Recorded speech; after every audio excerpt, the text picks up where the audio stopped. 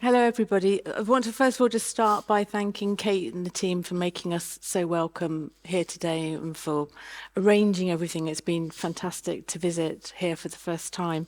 I feel very privileged. I've actually known or been aware of Hurvin's work for a very long time. I first saw a show by him in 2003, which I think, David Risley. So we've had a very long relationship, and it's really great being here and seeing one of the Peter series paintings, which is in the collection here, on display, because actually it was an Art Now. It was exhibited in an Art Now that I was lucky enough to work with Hurvin on back in, I think, something like 2009. So it's good to be reacquainted with it. Hurvin was born in Birmingham in 1965 and currently lives and works in Cambridge. He completed his BA at Wimbledon in 1994 and received an MA in painting from the Royal College of Art. He was shortlisted for the Turner Prize in 2017, and his work can be found in many collections throughout the world, including Tate, Museum of Modern Art, Yale Centre for British Art, and the Perry's Museum, which is where Hurvin will have an exhibition in December. What's really great about today is the opportunity really for us is to focus on the Salon paintings exhibition and really to look at them and to think about how the barbershop series is, we can use that and think about this really as a lens through which to understand Hurvin's wider practice and kind of key concerns. I wanted to so welcome first of all to Hurvin. Thank you for flying in for pretty much 24 hours, because I know you've got quite a tight deadline that you're working on. Yes. Yeah. Anyway, it's good to have you here. Yeah, thank you. No. What I really wanted to start off with, because maybe some of you aren't so familiar in terms about Hurvin's background, is just first of all just talking about your experience of growing up in Birmingham. Birmingham, for those of you that you don't know, it's the second largest city in the UK. It's a city which actually has a very rich history in terms of quite a diverse community, which sort of dates back to the arrival of the Huguenots, who actually came to the UK in the 18th century, through to there's a kind of strong European, a lot of European Jews and Irish came in the 19th century. There's a very strong Afro-Caribbean and South Asian community as well. So it's really kind of shaped the city in terms of what it is now. But I think it's just helpful just to kind of, first of all, just to kind of situate your experience of growing up there, and your parents who came to Birmingham, didn't they? Yes. Well, my dad arrived in 1962, and my mom came a year after, 63. They were quite late in that, kind of whole idea of my moving from the Caribbean. So yeah, and then I arrived in 65. So yes, kind of fairly, standard kind of. Again, I was brought up in Handsworth. I was pretty much born in Handsworth. There was a hospital in the area which I was born, but then that's kind of become a school now. So I was there for trying to think what so it's kind of. Are you the youngest? I can't remember. You've got quite a few. I should say. I'm the youngest of 8, and yes, and everyone else was born in Jamaica, and I was the one that was born in Britain. So I think that part of that kind of, I always say that part of that dynamic colours everything that I do, because I get these second-hand sightings of Jamaica in so it's kind of a distant or sorry. And so, for those of you who don't know, then Hurvin's family were very much, would be thought of as part of the kind of the Windrush generation. So this is a term that's used in the United Kingdom for people who moved from the Caribbean between 1948 and 1972. And so basically, after the Second World War, Britain needed to rebuild the country and the economy, and there was a huge labour shortage. So the British government encouraged people from the Caribbean to come to Britain to work with the promise of, well, they encouraged them to come with the promise of work. And this was really made. There was in 1948, there was the British Nationality Act, which allowed people to come from the Commonwealth, giving them the right to settle in the United Kingdom.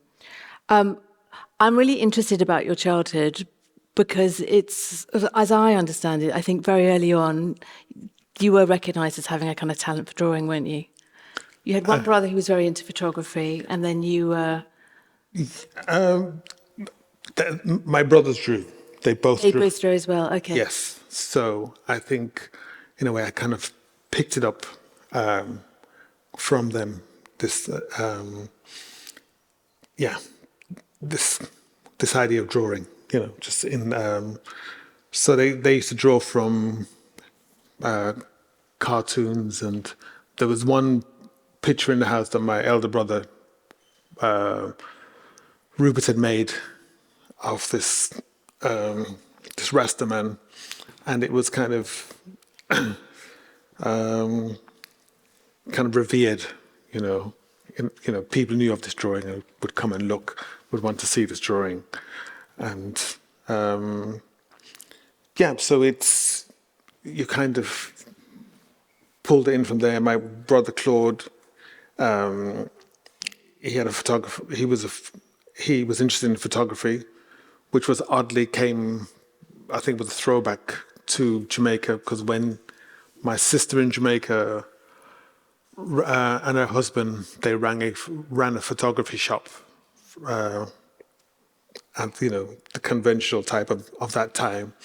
And when Claude was leaving, my brother-in-law said, "Here, have this." So he gave him a camera, and I think that kind of triggered his interest in the camera, and then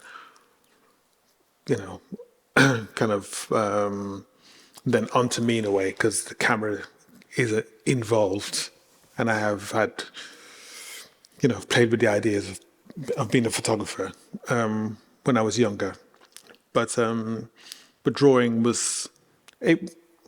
I mean, it was young. It was a kind of a pastime. There was nothing kind of serious or overly intellectual about it. I just like to draw a lot. At the time you drew from photographs, and then you kind of do that.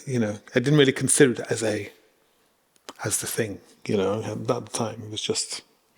So what happened? I mean, are there figures in your early life that inspired you to become an artist, or what was the journey to then actually deciding to apply for art school? Because what were those steps? Well, that's the kind of that's where I guess where it kind of tipped the balance. I guess was there's a kind of mythology about maybe what an artist should have done or shouldn't have done. This whole idea from childhood they've always wanted to be an artist and so forth. And yes, I think I did want to be involved in the creative world in some way, but I'm not sure if it was that kind of precise. I I toyed with. You can stay there. Yeah, I toyed with illustration for a while. I did a technical illustration course, and so I think that's where the drafting film came from, because that's something illustrators would use. And then I played around with doing graphics. We painted some murals around Birmingham. We did this what they called not the YOP schemes. It was you got paid £40 a week. Government and paid £40 a week, and you were supposed to be running a business. Lots of enterprise allowance. That's it. Yeah, so we did a few of those, and then at a point I'd done a few of those, and then I'd realised that, you know, you got to get serious about what you're doing. So I tried to do a foundation course. I tried to do an illustration course, and then they kept telling me you need to do a foundation course. And then when I did the foundation course, I went on to while I was on foundation course, I realised, okay. And I had a really good friend of mine, Brian, who was who kind of took me into the illustration world as well, because I could see what he was doing. But every time he looked at what I was doing, he kept telling me, oh, you should be doing fine art. You should be doing fine art, you know. And, but I didn't really listen to him. But then suddenly, you know, when I got to the foundation, I realized, oh, yes, you should be doing fine art. Yeah. So then Wimbledon and Royal College after And then that. hence, yeah. And then so moving them forward and then thinking about the barbershop series, I think that it's a fantastic body of work that I know that you've been working on for, it's about 15 years, isn't it, really, on and off? And I think maybe it's helpful just for everyone just to sort of to hear about the two, that, as I remember it, that there were two very important events in terms of you going back, returning to Birmingham in about 2005, visiting your nephew or asking your nephew about where you could get to go for a haircut. Yeah. And then there's also the story about actually collecting your father from Pete Brown's barbershop.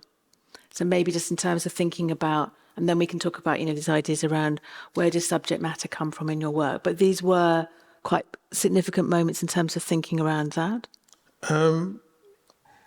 Yeah. Yes. Yeah. Especially the one with. I guess they both are really. I'm trying to remember my own timelines here and which one came first. And I mean, I guess we'll start with the barbershop. Really, you know, really, I think I just come back to Birmingham. I kind of, you know, maybe usually I'd come back up and stay over the summer, and I just asked my nephew, you know, where should I go, you know, and he actually sent me this place in Handsworth, but as these barbershops are, I think when you go into them, they are. It's, you know, I call it a salon, but they're not quite a salon because they're quite a mix of different ideas somehow. You know, you don't go in and see just pictures of different hairstyles. You know, you'll go in and, you know, there'll be a television in the corner, you know, with football on or something, and then you'll see a poster of, you know, Malcolm X or Marcus Garvey, or, you know, a political figure, a football team, and then, you know, it's kind of an odd mix, and then there's the conversations that go on, and if you're familiar, people come in, and they're not really having their haircuts, they just come in, they just pass by, you know, that, you know. It's a social space as well, isn't it? It has a kind of a social element to it. You know, you know, I kind of try to steer away from that because I'm just trying to find the right word to kind of but for want of a better word. So, it's kind of this kind of odd mix. And equally in this, what struck me was the fact there were these two sets of mirrors in the space, which was kind of the first thing I saw really. And it, you know, it was kind of odd because I went in thinking, can't anybody else see this? You know, it was like, you know, how could even, you know, because it's just like you were in the middle of a kaleidoscope, you know, especially when you stood up. So it was just, you know, it just seemed to have this extra dimension to the space. So I kind of surreptitiously took some photographs of the space and kind of went back and started to try, you know, just make drawings at first. and then went from there. Kind of went into the paintings, and then the Peter series were. Well, yeah, that's basically collecting my. It's a place I used to go myself when I lived in Birmingham, and I think this one almost has a different history in a way, because this perhaps goes back to that kind of Windrush generation of creating somewhere for yourself. You for whatever reason, people wouldn't cut your hair, or you weren't going to. Somebody would say, "Listen, I'll make my attic available," and and I think what also interested me is that it's like you have this barbershop, which is the one that's kind of you have every day, but he still has his space. You could still go and knock his door on a Friday or Saturday afternoon and ask him, "Are you cutting hair?" And he'd say yes or no. His wife would come to the door. He's upstairs. So it was kind of, yeah. And so I think that space felt like a document. It felt like I had to document that space in a way. It's kind of taken me a while to kind of maybe admit to that, but because it probably feels like it's not a painting kind of question. But it's partly feels like this somehow I should kind of acknowledge the existence of this space. And coming back and looking at the show again, which I've now seen, well, this is the third venue, so I've seen it in Hepworth and then also in Hastings on the south coast of England, and here. It was suddenly then realising about the titles and about how the titles then also relate to the haircuts. Sort of, I hadn't completely. Well, I had twigged to it, but it was just interesting seeing it again today, and then being a bit confused because I wasn't quite sure what was the name. Is it called Skittle? Skiffle. Yeah. And what that meant. But that was something that was also very nice in terms of the way that it resonated. But there is a kind of a real obsession or interest in mirrors, isn't there? There's something that, and I know that in the past you've talked to me about it also in relation to kind of Impressionist painting and this idea about light and reflection. And I just wondered if you could just talk a little bit about the mirrors and how, this sort of interest with them. I guess it's. Where can I guess I start switching places? But I think it's. I think firstly it was they kind of signify kind of an obsession, with kind of especially the kind of these two mirrors kind of facing each other. It's kind of an impossible idea to try and recreate, because the whole idea of having two mirrors in front of each other, you essentially be painting forever. If it was possible, it does fade out. Things get hidden behind each other. And there was kind of all kind of odd questions, like where do you stop? How much of this are you going to kind of get involved? Get involved with, and I guess, and think with the barbershop paintings, I think there were two. The painting, the other end, Skiffle. Show me the title. And Jersey flat top and an Afro sheen have a different. Are almost set around the same kind of drawing, and you're coming in and you're kind of looking at the space, and the mirrors are kind of not byproduct. They're kind of just an object in the space in a way. I think that was one of the things that, the figure in the space was one thing that I had not really got to grips with in the earlier paintings and felt like what I should really go back to. So with In the pages like 2013. yeah. So Skiffle. What's my other title? I forgot. But anyways, Skiffle had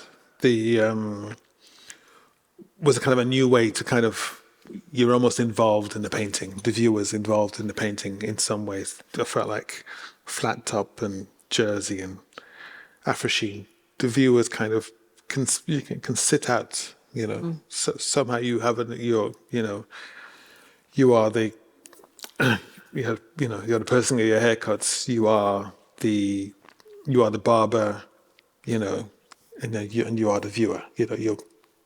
You're all of them, and that seemed to be kind of a new involvement in the work and a new way of using the kind of mirror in a way, because it's an odd sensation to paint a mirror because you're constantly looking for yourself, and you just and you'll never be there, but it's just kind of. And with the early ones where you're not there, or in terms of thinking about, you're thinking about like, Manet, or kind of when you're thinking about, the bar at Folie Bergeret, or even if you're thinking about, Las Maninas, where, there's an interesting point about where is the painter, where are you in all of this, and how that works with you, where often there is, I always think, this really quite particular sense of, there's a sort of distancing, you're kind of there, but there's always that kind of space between, which it's ambiguous, I suppose, is what I'm trying to say, and I like that very much about those early works in terms of your positioning.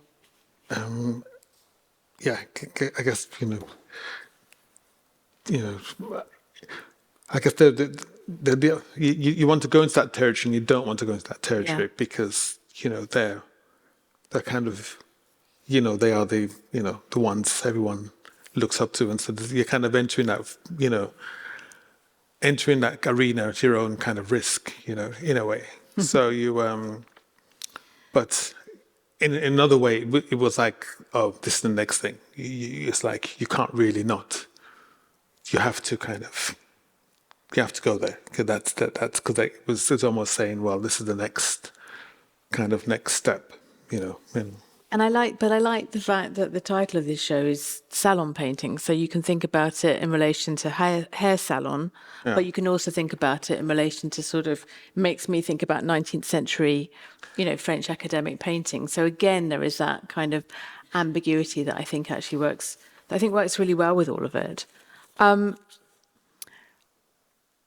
With the earlier works, which in some ways I'm interested in it just around this idea around the still life, and then how the works become more abstract. So it seems to be there is this kind of deeper exploration of space, and how you've got things like where you've got like the cluttered counter and the long empty chairs and the mirrors, and just thinking about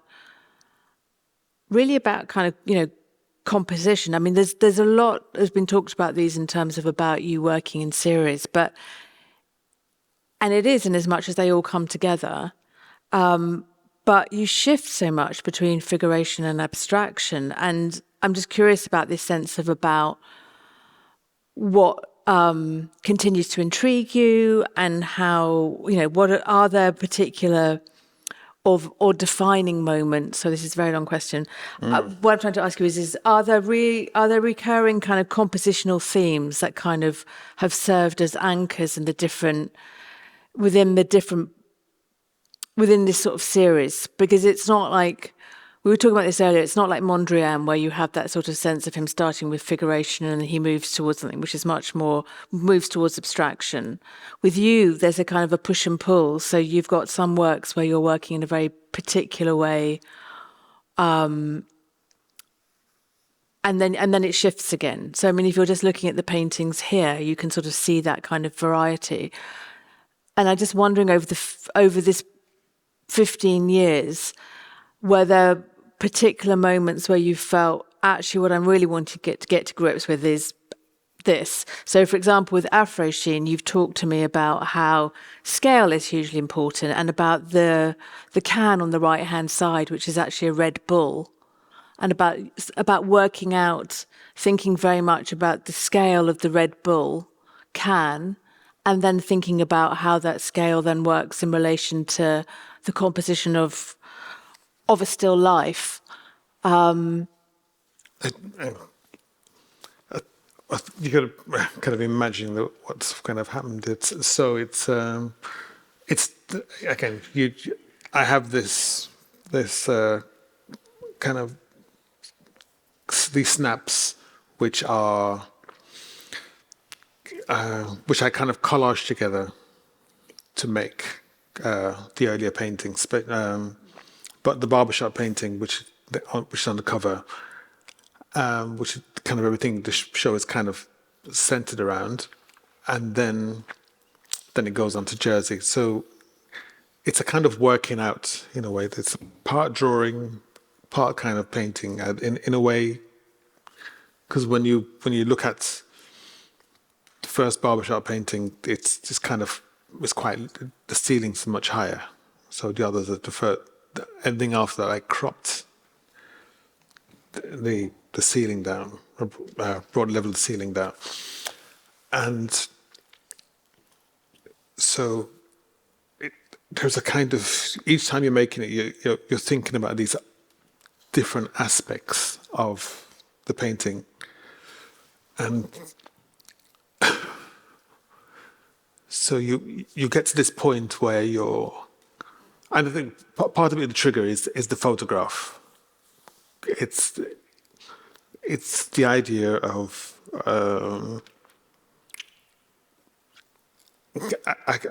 I both love and hate the photograph, because it is there. You kind of use it as an object. You can project it, and it's But somehow, when you've used the photograph, they can still tell somehow you've used the photograph. It's got its imprint. It's got its kind of signature on it. And I kind of wanted to kind of break away from that. And as much as I was using this collage and I was making my own drawings, I was still quite annoyed about the whole thing. So I just went even further and started to try and create these still lives. So hence, you're trying to go back into the picture and scale things up. This is a wonderful one in terms of an example of also collage. So you're trying to scale things up. And so hence this is where the still life starts to happen. You start to put things together, little shelves together, and start to make small drawings, which is where kind of these start, in the sense of making a table. And then when you get to skiffle, you're kind of trying to recreate a room in your studio. You're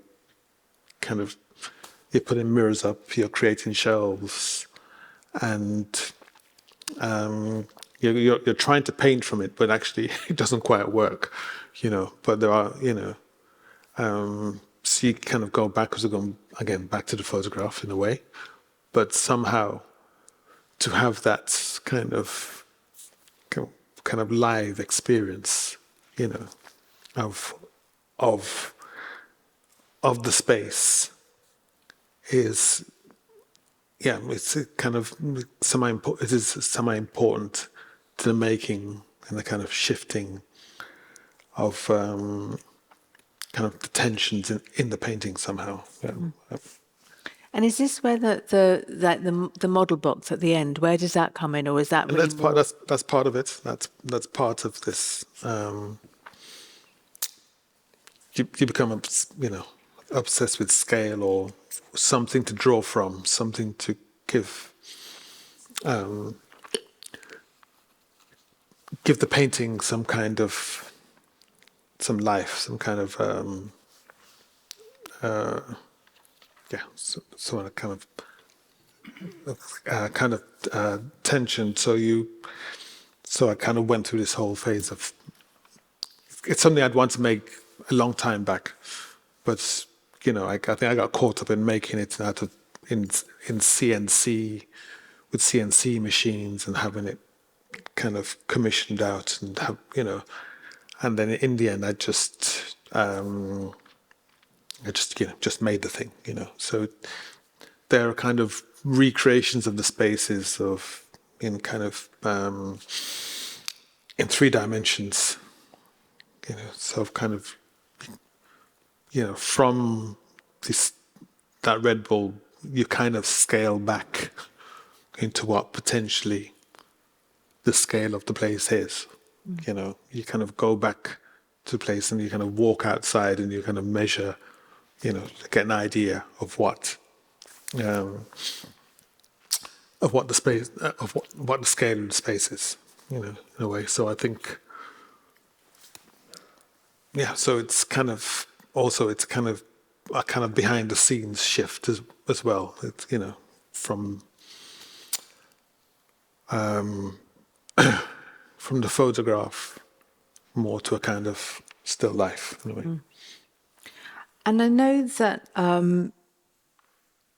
that there is a sense of that you do see this series as a real kind of point of connection in terms of kind of Caribbean culture. I wanted to just ask you, in terms of I've heard you talk about that moment when you went to the Caribbean Contemporary Art Residency in 2002 and how that was a really important moment for you going there. And again, it's this sort of sense about a kind of distance and connections, I guess I'm asking you around. Yeah. I wondered, it's helpful for you. I mean, you've also got this lovely thing, which I think is completely true, about talking about how the chance to produce work in a new environment is kind of one of the most important things an artist can do. But that was very significant, I think, in terms of thinking about you then coming and dealing with this in terms of subject matter later on. I think the going to CCA was a kind of, in general, for for my whole practice was quite was important. I guess it was that kind of, again, that kind of 3-way thing. You go to Trinidad and they think you're from, they either think you're Trinidadian, or or British, or or Jamaican. So that kind of, so you get all 3 of kind of this kind of these kind of sidelines in a way, which is quite so you kind of, so in one way you either kind of go with it and try and have some fun with it, or it can annoy you and say, well, no, but actually I think in the end it became a kind of playfulness, to be connected to a place and not connected to somewhere and what does that mean? What can that bring? I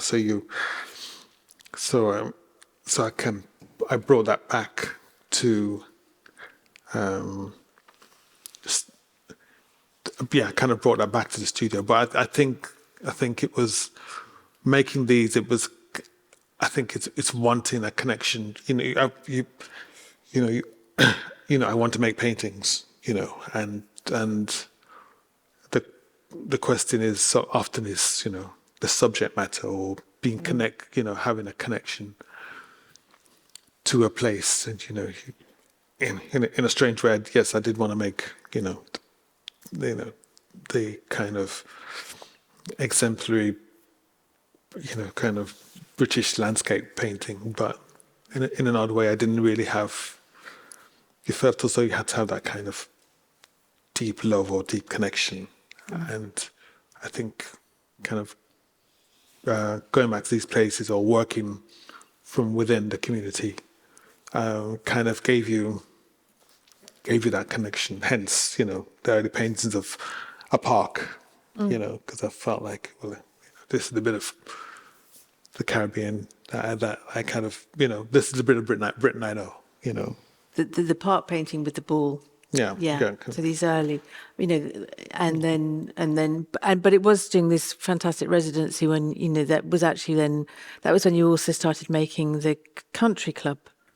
Yes. Yeah, that was just, that was kind of somewhere that was kind of just placed behind where we were staying, and it was I could describe country club. It was yeah, you could hear the goings on, you know, but at the same time you know, it was kind of it was quite enjoying the distance, you know, kind of looking into this other life, you know. But it was, I think it's kind of long time back now since I kind of feel a bit removed from Well, it was that quite- kind of you know. But it was kind of it's kind of an interesting moment for being in Trinidad, and I think oddly, I think it's got its own kind of confidence, and it's a very different place from Jamaica, and it's kind of self-contained. So it's kind of feeding and seeing that kind of dynamic and understanding, you know, the different islands have their own kind of dynamics as well. It was kind of not revelation, but it's kind of okay, you know, you can see, you know, it's kind of shift. You know. And now you're based in Cambridgeshire. You moved out of London. I can't remember how many years ago it was. It's about 10 years now. And so, can you just say a little bit about the setup? So you've got this. Is the studio? Is it at the end of the garden? I can't remember. Yes, It's the yes, end of the garden. pretty much Yeah. in the garden. So it's a short walk to work. A short walk to work. Yeah. They had, I guess, you know, during COVID, after the COVID moment, there was always discussion because it was a little bit too far to travel into London to have the studio, to go into the studio there. So, and there's always been discussion about having a studio at home. So that was the time we got things in motion, and so it's been going 3 years now. And Yeah. it is literally you, isn't it, in the studio? Yes, You don't have assistants. no, my wife does the admin, Alice, and yes, all the admin is done by my wife. But then, yeah, just me. And so, with this series, if it is a series, do you think? I mean, is there more? No, I think no. I think no. Are you sure? Yes, yeah. So it really does feel that you've worked through. Yeah, but because I think what I will do is take from some of the things from what I, you know, the still life. You know, I think I'll probably keep that. You know, the idea of recreating something. Not sure if the mirrors would play a part. You know. I loved it when we were just walking around earlier together, and when you were just looking at some of the small studies, and I could tell. But when you were looking at them again, it was quite obvious that you'd been you were working things out. There was something like going back, and that the work's just around the other side of the wall. And just you then looking at it and then realizing how these studies were very much helping you problem solve things compositionally, and that was really, really fascinating to see that sort of, you know, to get a little bit of an insight into the process. Yeah, I heard, I forgot which musician and they were talking about working out a song. They were talking about trying to, you know, and you know, they would just say they'd sit down there and just strum the same thing, the same lines for, you know, for however long, and they're kind of waiting for something to come down, you know, kind of waiting for the word. So it felt like, oh yeah, this is a little bit like that, you know, you're drawing and you're just waiting for the thing to kind of just, you know, kind of come together, kind of, oh yeah, that's it, you know, like trying to kind of, you know, kind of hit, in a way, So I'd,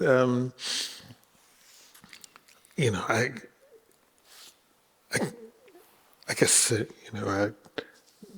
maybe there was, there were kind of certain ideas about paintings and what a painting should be, and I guess there was still a sort of not intuitive, but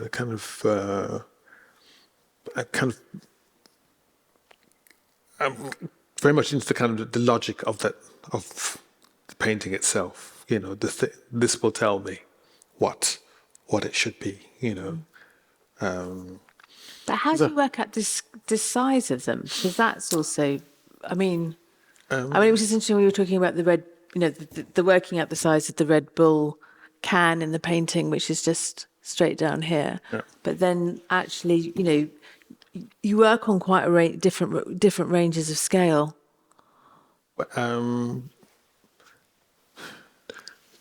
They usually start off with a quite large drawing, and where I'd and then just through that, just kind of find a range of scales, and the kind of odd things of if you're standing in front of it, how far should that object be from what's the scale you want that object to be when you're standing in front of it. So it's kind of odd, kind of always trying to. I describe it as kind of impossible kind of scenarios because it's not logical, really. You should decide a scale, but somehow you want to kind of create a world and kind of stay in that world and have a way to let people enter it in a way. So I think that's kind of part of it. I think that's a really good moment probably to end that idea about trying to find a way to let people enter it. Is it now a chance kind of for people who might want to ask some questions of Hurvin about the work? I have a question. Okay. You were talking about chronicling the space, I think, right? That was the word you used. You wanted to chronicle the space? Yes. Chronicle. What's it called? Document. Document. Yeah. So my question is, by choosing painting instead of, let's say, taking a photo. Oh, sorry. But instead of documenting it with a photo, like a picture, Yeah. you chose to paint it. Yes. What, in your opinion, does a painting add, or like why did you choose to do it like that? Yeah, good question. I think partly, it's kind of it's what I do. It's essentially, and I don't mean to be, Why do you do it? To me it's a bit so direct, but it was just. It's almost like another way to ask question. It's almost a way to ask that question in an odd way. Why shouldn't I? Why shouldn't it be this way? To kind of document this. I mean, there were. I mean, there are photographs, but it was equally. I think it was. So it's a little bit about Britain as well, in a way, because I grew up and you'd have friends, or you'd watch the news, and at the end of the news there'd be some guy who had up in his attic, he was building, I don't know, a train set or some kind of monumental thing, So it felt like, this is where the connection with maybe a kind of small or kind of loose connection, but it has some kind of the husband escaping the wife, this is, this kind of idea, um, behind it. But I think in terms of in terms of painting, I think maybe it has or maybe it hasn't, but I just felt like this is the way I work, and this is I probably haven't answered the question at all. I've gone around it. No, but, I like the answer. yeah.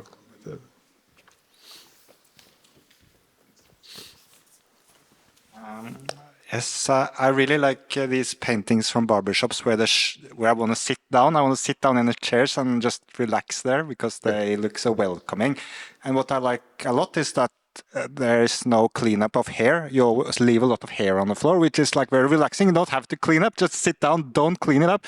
And that also leaves me to, that feels a it's very stupid to say, but this feels a bit male way of thinking. You don't have to clean up, you can just sit down and relax. Do you think about that? Can you comment on that? Or Actually, a lot of, I guess that probably may be the kind of, the artistic, where the line is, because a lot of these places actually, they were cleaning up all the time. There was a constant, somebody would come through and actually, but I guess for me, it was partly about, something to do with the space. And maybe that's the way it becomes a painting. Then, you're kind of interested in the space or something that would supposed kind of not activate, but bring people into the space. Let people kind of. There's a kind of odd kind of dynamic with, do you go a kind of photorealistic kind of dimension where you're painting, this is hair, or do you give someone a sense of, oh, what have you just seen, a kind of glimpse of something, and just to allow people in a way. And so I think that's a way to kind of allow people into the work, just by.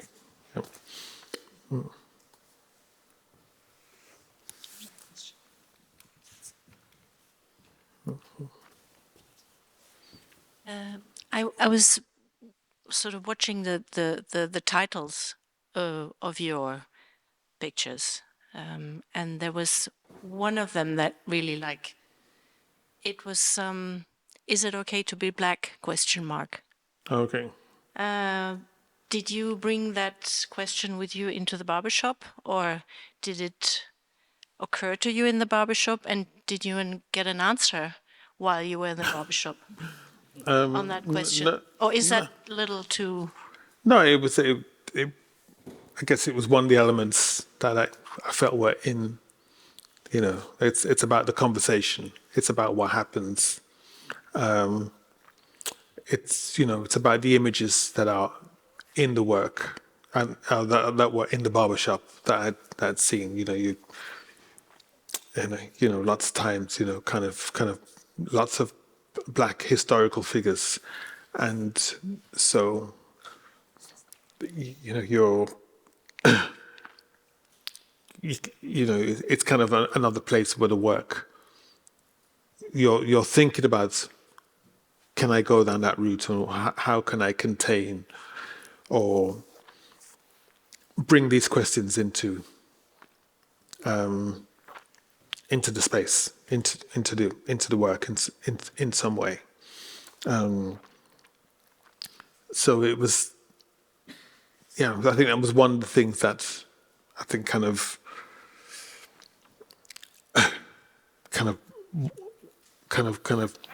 illustrated this kind of new shift, but kind of moved the work into kind of, say, from what was happening here to what was happening behind, further back with Skiffle and everything else that you see behind. It was that kind of. I have these kind of reduced kind of drawings, you know, the ones where they just went to a kind of just kind of black rectangles, you know, again, a way of organizing and kind of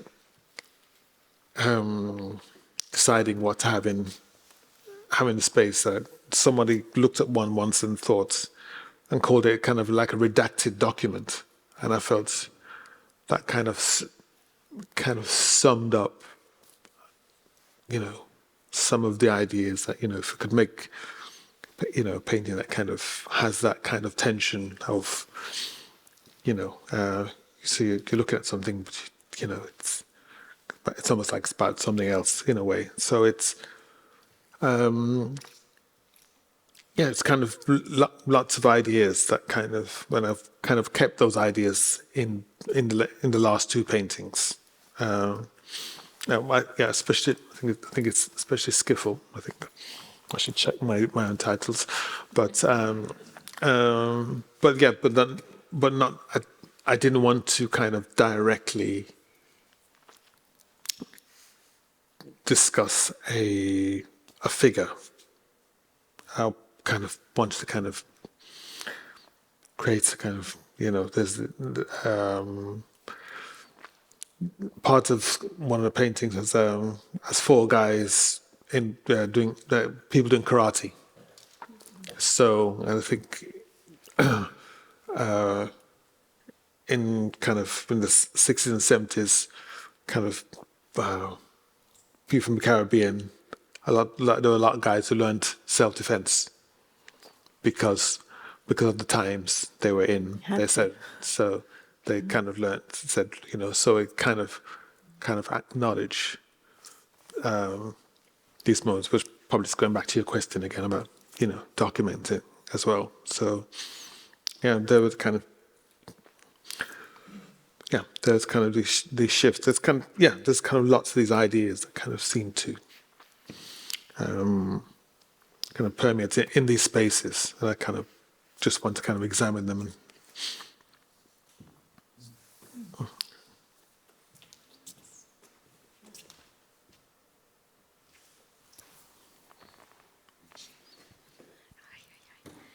I like very much the choice of the colors. And I would like to know if you make a work on the colors and if there is some link with the Caribbean.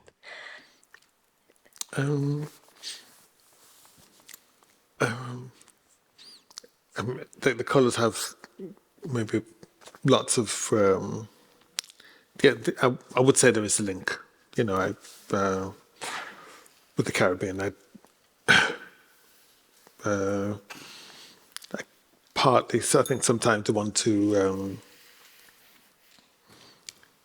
some of these spaces that, you know, can be oddly coloured.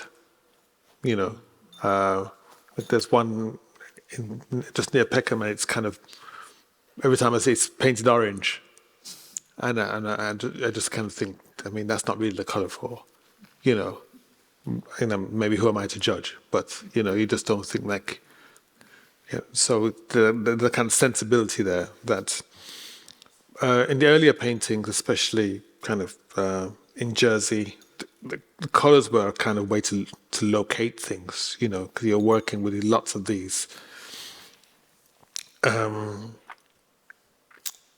images, you know, kind of on this kind of in these mirrors, and you weren't sure what you were seeing sometimes. So it was a way to kind of track things and log things and see things. So sometimes it's you know, it's about, I think in the Peter series, lots of people who I see kind of talked about that, you know, that turquoise as like, oh, you know, is that from the Caribbean? And I, you know, he was someone that was very connected with Jamaica, and he too actually had paintings. He had, you know, he had lots of these paintings he'd collected on his stairs, and he would, you know, so it's not, so it's the color thing is kind of it's kind of both conscious and I'm becoming more conscious of it in a way, you know, trying to kind of use it more and because I think hardly color in British painting is I think maybe a generalization, but it was kind of a little bit of a tricky subject in a way because I think people maybe think it was kind of frowned upon somehow. You know, you didn't quite. Was kind of suspicious of color, I think, in a way, and so. But I think when you go to the Caribbean, you know, there are no navy blues and no blacks. You know, they use color. You know.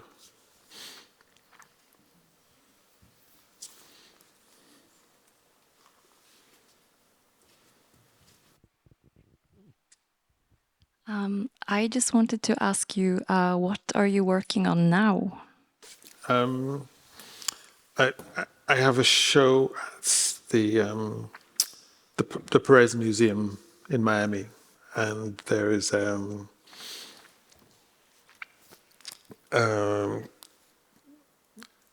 it's a project space, and so it's a kind of mural.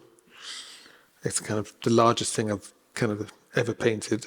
Kind of a little bit crazy, much bigger than the space that I have, and kind of some kind of 16 panels, and it's a response to an artist called Carl Abrahams, who is a Jamaican painter, and he died in the 80s. That come up. I think late 80s, early 90s, and he in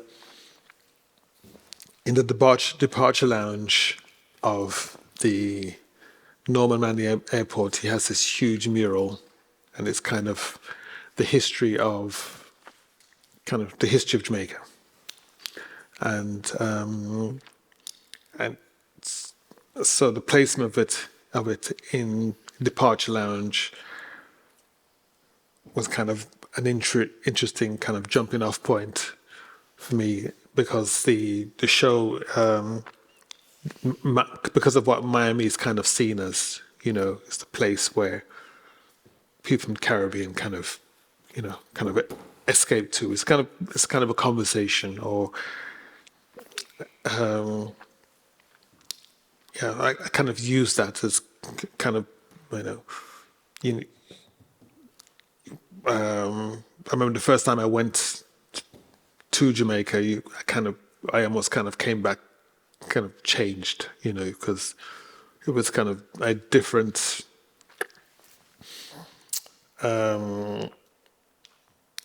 yes, I mean it was tough times when I went out there, and you kind of want to come back with a little bit of that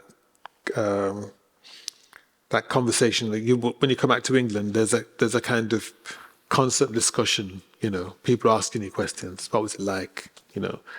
And then, you know, suddenly things come up. My brother said, "You were a different boy when you came back," you know, because I was struck by how hard it was.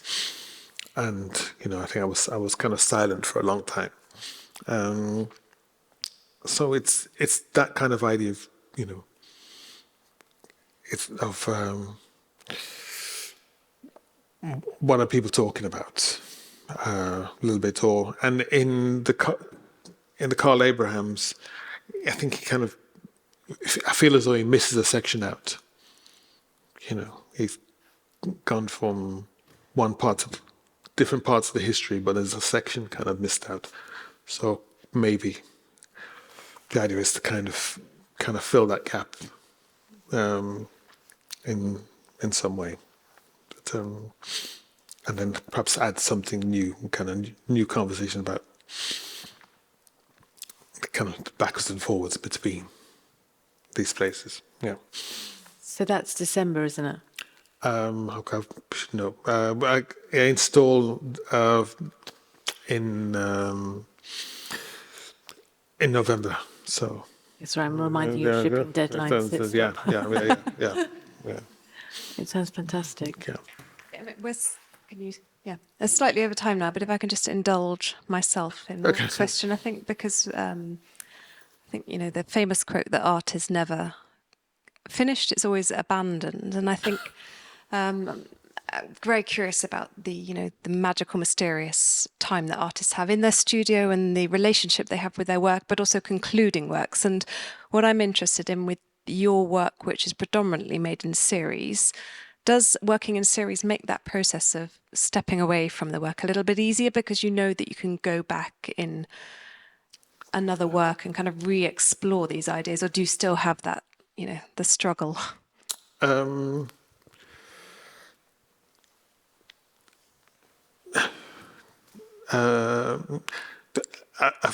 Yeah, the word abandoned. I'd never heard that. And I think that's quite.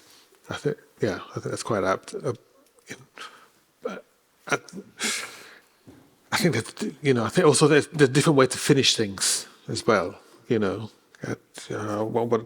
did I hear? Sometimes a deadline finishes things. You just have to. It just kind of. But again, it goes with the abandoned idea. But I think maybe in this process I've kind of come to terms a bit more with the idea of making the series. Maybe I won't be making that many paintings. The last two paintings came back just because it felt like you've got to somehow acknowledge the mirror. You've got to somehow, and it was quite a risk to kind of remove the seats. Not to. It felt like the chairs were a kind of not a crutch, but it felt like every time I wanted someone to come and sit in them, and it felt like other paintings that I'd seen, and I feel like it was a thing to kind of the risk was there to take the chairs out and see what happens when you do that, and then it became a very kind of different painting then. But I'm sure now that that will end. He says, But I hope that answers the question in some way. But yeah, but I think some of the questions that kind of aren't within the practice as well, maybe kind of answered or rethought about again. Thank you. Is that okay? Thank you so much for coming and talking, Okay. finding the time. It's brilliant. It's always a pleasure to hear you speak. It's all right. No, thank you. Thank you for coming. No.